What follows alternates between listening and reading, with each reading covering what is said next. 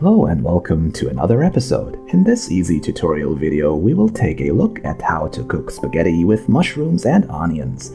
Boil water in a cooking pot and add the spaghetti into the boiling water.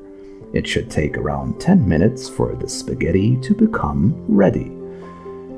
Then peel one or more onions and cut them into relatively small pieces.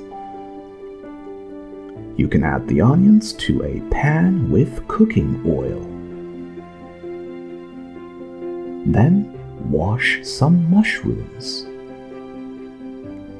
When that is done, you can cut the mushrooms into relatively small pieces. You can add the mushrooms to the cooking onions and cooking oil. It should take a couple of minutes for the mushrooms and onions to become ready. Their color should be darker when they are ready. Then you can simply add the onions and the mushrooms to the cooked spaghetti. It is as easy as that.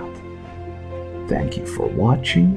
That is all for this episode, and as always, you are welcome to subscribe. With kind regards to you all, wherever you are.